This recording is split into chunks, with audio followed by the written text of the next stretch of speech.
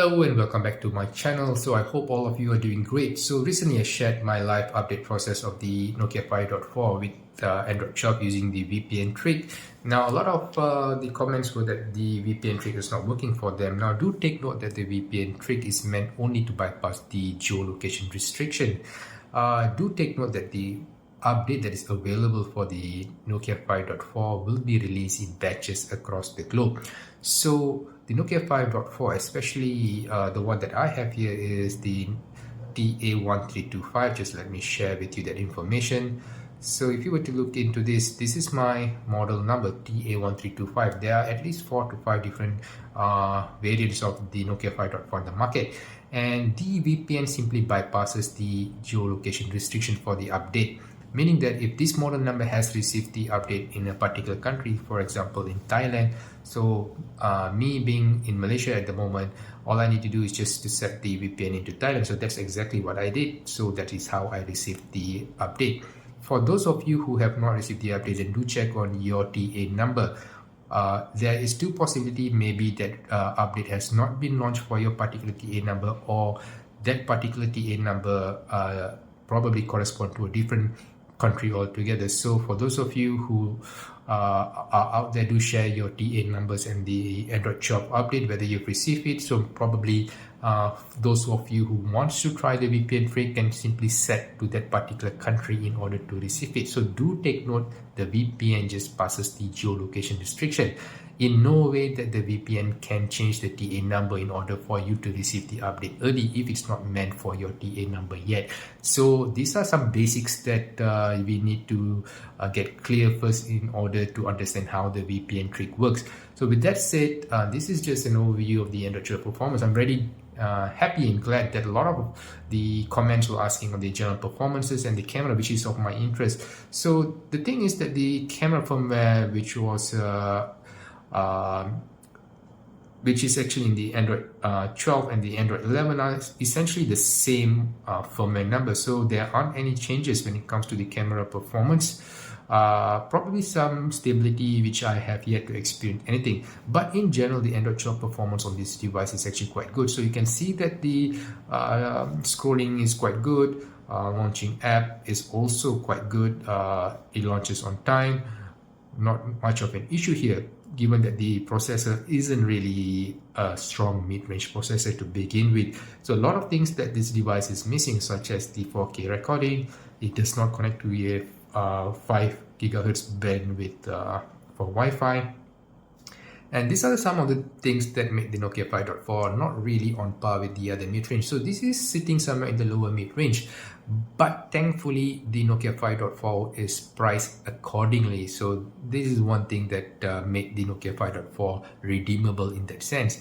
And with me here is Nokia 8.3 5G. You can see the similarities. This is what the Nokia 5.4 was sort of aiming to be, sort of like a scaled down version of the Nokia 8.3 5G in terms of the design and in terms of the offerings. So one of the things that the Nokia 8.3 5G and the Nokia 5.4 has some similarities is in the camera setup. So we're going to talk about that in a while. So for now, I would say that the general performance is quite good. One of the bugs that I've noted is the wallpaper bug. For some reason, it shows that the app isn't installed. Some of the comments that I've received that this should go away with the hard reset. I've not done it yet, so I will be updating on the status once I've done it in my Twitter. So this is the only bug that I've encountered so far, that the I can't change the wallpaper because it shows that the app is not installed when the app is actually been installed in the device itself. So other than that, most of the Android 12 update has to be on the eye candy, on the visual aspect of the update. You can see that the icons are big. You can easily access them with one hand navigation alone, and some of the options has been brought to the drop-down menu itself. So a lot of things has been brought down to the main menu itself, so you don't have to do much of the scrolling. So the things that you might want to take interest, for those of you who've not experienced Android shop yet, is the presence of extra dim mode. So this is something I would really not be advising. If you would sort of bring the bring the extra dim mode here. We're just going to show you what it does. You can see you even have device controls if you have activated it. anything else here for that matter.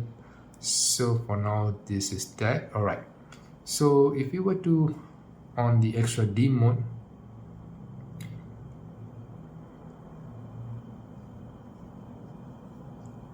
and you can just see how dim it gets. Let's see here, for some reason it is not working. Okay, so the extra dim mode is on. It takes a second to register. So once you switch on the extra dim mode, if you were to bring it down here, you can see how it actually looks like the display is off, but it's actually not. And this is one of the issues that if you can't see clearly, then you will miss it altogether and you'll think that the phone is switched off. And you can see even I am struggling to sort of find out where the scroll for the brightness is. So I don't really actually see how this is going to be useful. Probably in the cinemas, if you want to use your phone, maybe. But other than that, this is more of a trouble than an advantage at this point of time. Now, the other thing that the Android 12 introduced with the other devices is the battery saver. So I'm not sure. Yeah, you have these options for a super battery saver. This is actually one of the good things that Android 12 actually introduced. So you can see what it does is basically changes your phone to a dumb phone. You can still make calls, you can still receive text messages, and the good thing is that you can still choose certain apps that you still want to run. For example, if I want the Chrome to run, then I can still have access to Chrome. Now, this does not really strip down your phone entirely into a dumb phone, but it does allow you to have some amount of smart apps to be running around. So if you want to just go out of, you can see a lot of the features are actually limited. So all you have is the interaction here alone and nowhere else. So you just want to exit, just press here, and there you go. You will go back to your normal mode. So this is really helpful, especially if you want to squeeze the whatever that is left in your battery in that sense. Now let's talk a bit about the camera. So if you were to see the camera, nothing much has changed. You still have the standard setup here.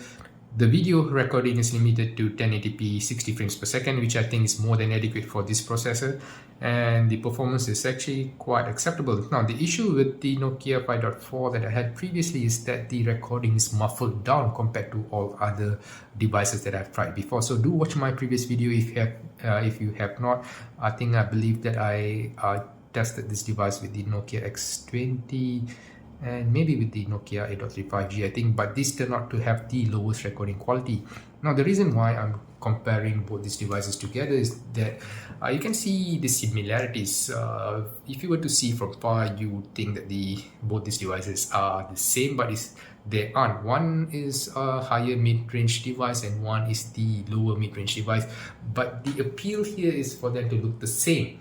And they even feel the same. The glossy back of the Nokia 8.3 5G and the 5.4 feels almost the same. The camera setup is almost the same. And the thing is this is sort of the high mid-range. It has Zeiss Optics POV branding. This is a lower mid-range, does not have any of the fancy branding, no Zeiss Optic, no POV, but it does have cinema mode and also audio recording, which makes this device a rather compelling device, especially if you are into imaging, photography and videography.